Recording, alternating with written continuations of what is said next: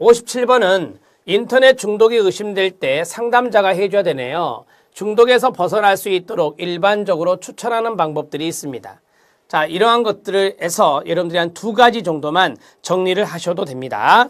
자, 1번부터 5번까지 나와 있는데요. 우리가 가장 기본적으로 생각할 수 있는 게 1번입니다. 컴퓨터를 가족의 공동 장소인 거실에 두어서 내담자의 부적절한 인터넷 사용을 방지할 수 있습니다. 추천. 컴퓨터 사용 시간을 계획하도록 하여 내담자 스스로 자신의 컴퓨터 사용을 통제하도록 유도하고, 컴퓨터 이외의 다른 취미 활동이나 운동을 권유함으로써 관심 영역을 분산시키는 동시에 신체적, 정신적 건강을 도모하도록 합니다. 내담자 자신이 해야 할 일을 먼저 완수하도록 한 후 일종의 보상으로서 정해진 시간만큼 컴퓨터를 사용할 수 있도록 유도하는 것도 좋습니다. 평소 대화 시간을 늘림으로써 일상생활이나 대인관계 등의 고민에 대해 온화한 분위기에서 이야기를 나누도록 하는 것입니다. 자, 여기 2번부터 5번까지 해서 여러분들이 쉽게 생각할 수 있는 것 어떤 것입니까? 네, 저는 1번과 2번이라고 봐요. 1번은 컴퓨터를 거실에 두고 부적절한 사용을 막자라고 하는 것이고요. 2번은 계획을 세워서 컴퓨터 할 수 있는 시간, 게임을 할 수 있는 시간을 일정하게 정하자라고 하는 겁니다.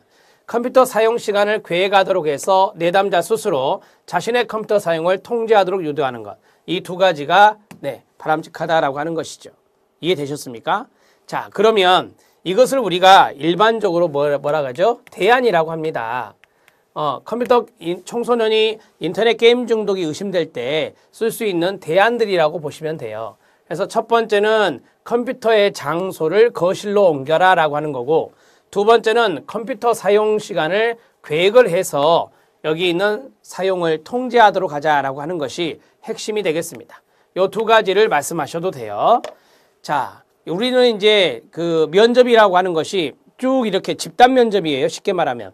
혼자 들어가는 게 아니에요. 개인 면접이 아니라 우리가 이제 2명 이상이 들어가기 때문에 앞에 사람이 어떤 이야기를 했잖아요. 그러면 그 뒤에 사람이 똑같은 이야기 하면 안 되잖아요. 바로 이제 질문이 재차 들어올 수 있거든요. 저쪽부터 컴퓨터 인터넷 중독이 의심될 때 그것을 방지할 수 있는 대안 한번 이야기해 보세요 했는데, 앞에서 제가 연습한 것을 앞에서 해버렸어요.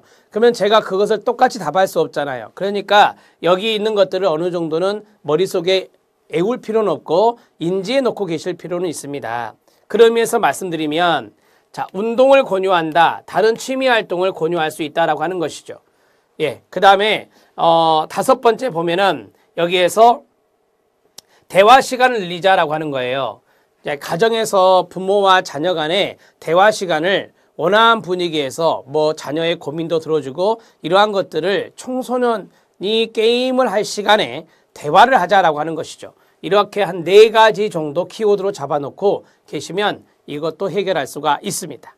자, 57번 해결해 드렸습니다. 58번 들어가도록 하겠습니다. 자, 58번. 청소년 내담자가 자신의 남자친구와 성관계를 가진 경험이 있다고 고백을 했고요. 지금 임신 중이라고 했습니다. 내담자의 어머니는 내담자가 모르게 자신의 딸에게 무슨 일이 있는지 자세히 묻고 있습니다. 상담자는 이 경우 내담자의 비밀을 청소년의 보호자에게 어떻게 처리해야 할 것인가 라고 했습니다. 키워드는 성관계입니다. 그리고 임신을 했습니다. 자, 모범 답변 한번 봐주시기 바랍니다. 내담자는 미성년자입니다. 그리고 딸의 임신 사실을 부모가 알아야 될까요? 당연합니다. 자, 이에 대해서 내담자에게 동의를 구하고 이 사실을 부모에게 알릴 필요가 있겠습니다. 그리고 임신과 출산에 관한 정보를 내담자에게 알려주고 합리적인 판단을 할 수 있도록 도와주어야 할 것입니다. 자, 이게 바로 상담자가 처리해야 될, 즉 이 상황에 어떻게 개입해야 될 것인가를 이야기해 주고 있는 것입니다. 첫 번째는 미성년자이고 딸이 성관계로 인해서 남자친구와 성관계로 인해서 임신을 했기 때문에 부모님이 알 권리가 있습니다. 그래서 여기에 대해서 부모에게 이야기를 할 필요가 있겠고요. 또한 임신과 출산에 대한 정보를 내담자, 청소년 내담자에게 알려주고 합리적인 판단을 할 수 있도록 도와주는 일까지 하는 게 상담자의 임무라고 정리할 수 있겠습니다. 자, 정리가 됐습니까? 요 두 가지 정리하시기 바랍니다. 58번 정리가 됐는데, 자, 여기 3번과 4번은 참고적으로 보십시오.